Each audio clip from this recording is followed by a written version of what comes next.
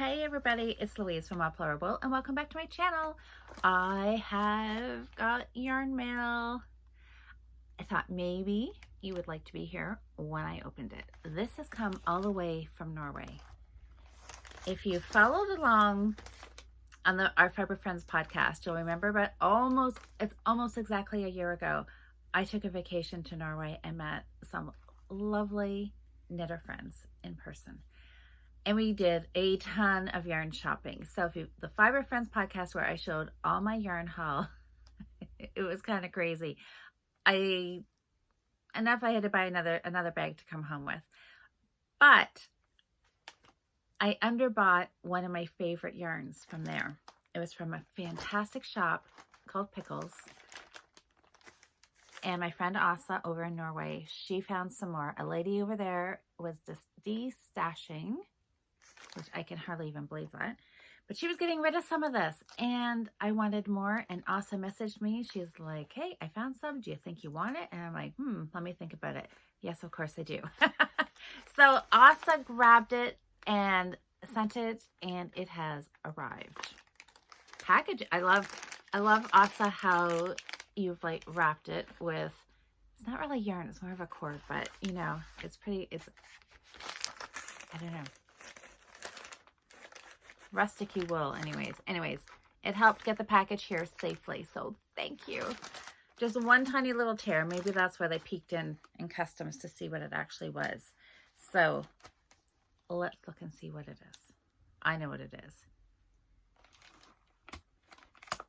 I'm excited.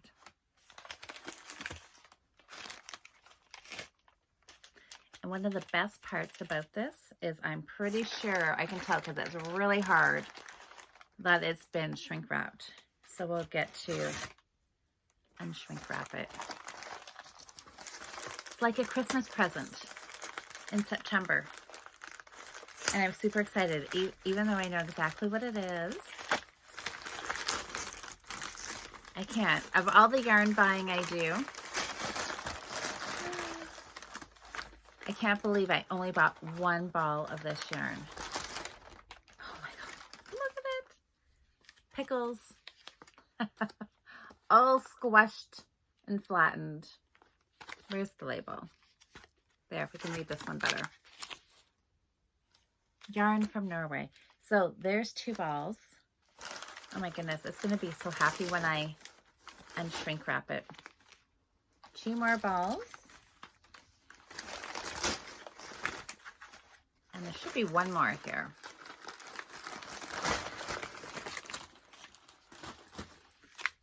This is 100% wool. Where did my scissors go? Here we are. Okay. Asa, I can't believe that you stumbled across. You can hear the air just enter in here as soon as you open it. This poor yarn, it just looks so flattened when it gets shrink wrapped like this.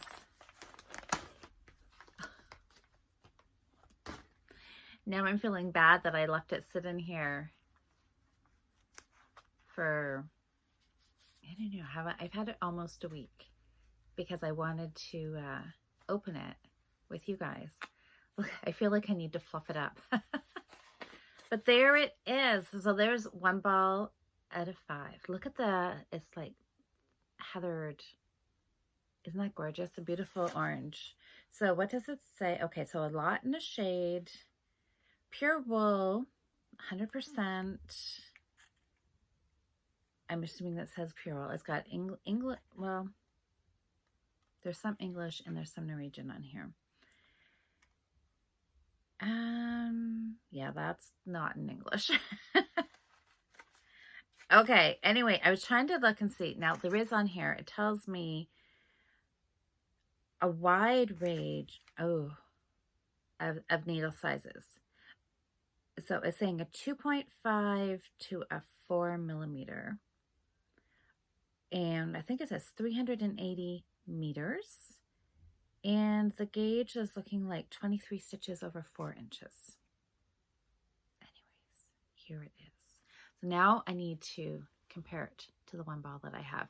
I know Asa told me it wasn't going to be the same dye lot, which you all know, right? When you're buying yarn for a project, you want to make sure you get the same dye lot because colors dyed in different batches.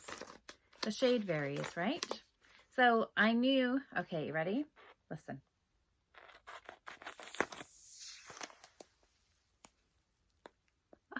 I love that sound. Okay. Look at that. I feel like I'm rescuing this yarn. It's been, my goodness, this yarn has had a long flight. Been all cooped up, and now, oh my God. It feels like it's a pom-pom. Sorry, Asa, I shouldn't relate this to a pom-pom because I know you're not a pom-pom lover.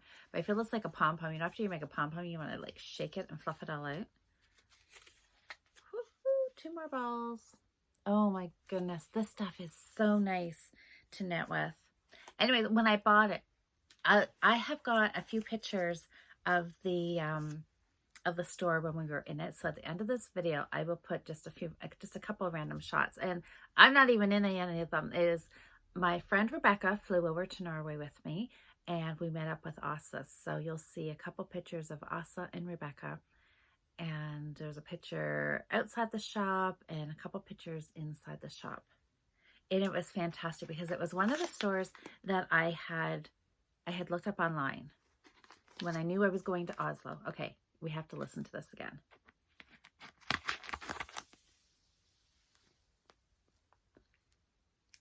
It's like little things amuse me. But when I knew we were going to Oslo, I started looking up all the yarn shops, and oh my goodness, is there a ton of yarn shops. Like, it is a knitter's paradise in Norway and in Oslo. And then we were also in Bergen, and it was beautiful there too.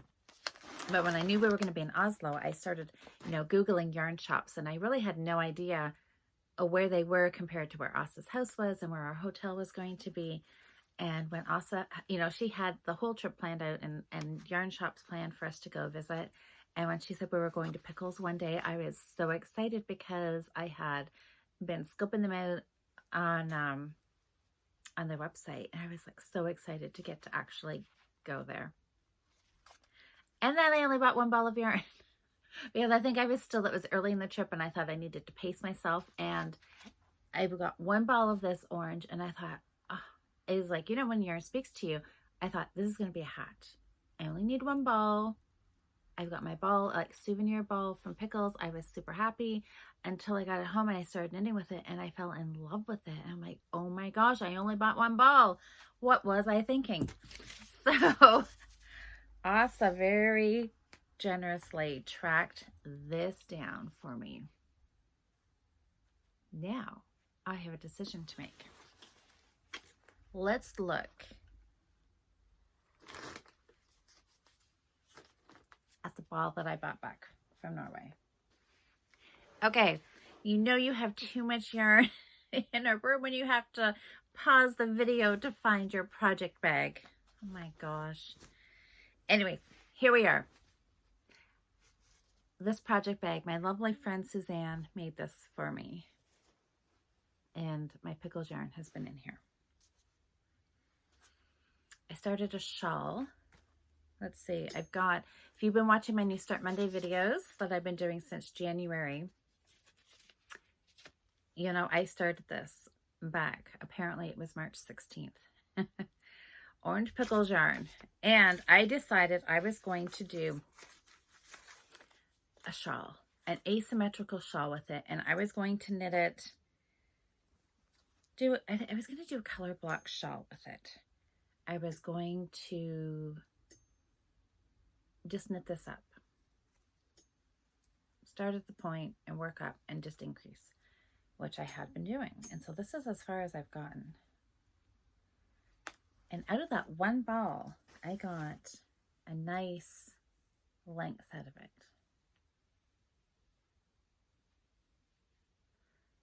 And this is what I have left. It is soft. It's drapey. Oh my gosh, it feels fantastic. I love this. I'm like so disappointed it's so far away.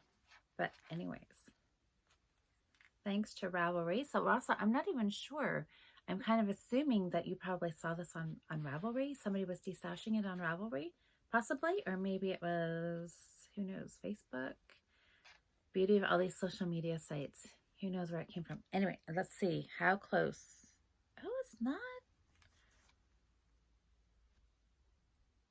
not that far off. Initially thought this might be a little darker or brighter, but it's not that bad, I don't think. What do you guys think? Maybe a little bit when I look there. This looks paler, doesn't it? Yeah. So what I'm thinking now is,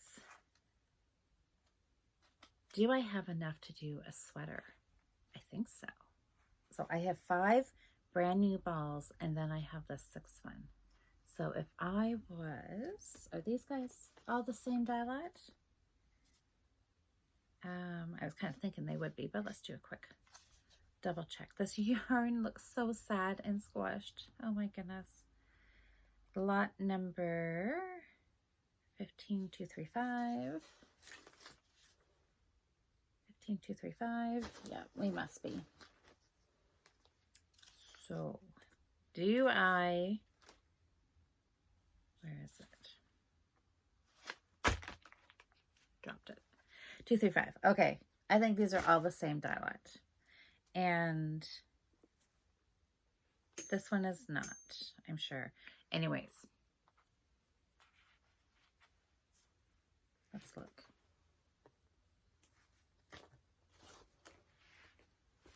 Let's just take a peek. I've got my, yeah, so it is a different lot number, but it is the same color.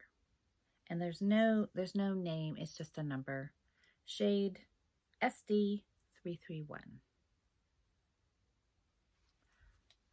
Okay, so what I'm contemplating is, do I use this to make a cardigan? I would like there to be enough here. And I would even, okay, yeah, so I think when you hold it up like that, this looks a lot deeper than this does, doesn't it? But I could stripe this in if I needed to, or even just stripe this along the bottom in the cuffs or something. I don't know. We'll have to see. I'll have to think about it. But I'm going to grab, hold on for 1 sec. Have you guys ever seen this? Ann Budd. This is yarn requirements. So it's called the Knitter's Handy Guide to Yarn Requirements. Yarn yardage requirements for basic mitts, gloves, scarves, socks, hats, tams, vests, sweaters at multiple sizes and gauges. And it's really handy. It's laminated. You just fold it out. You find your project.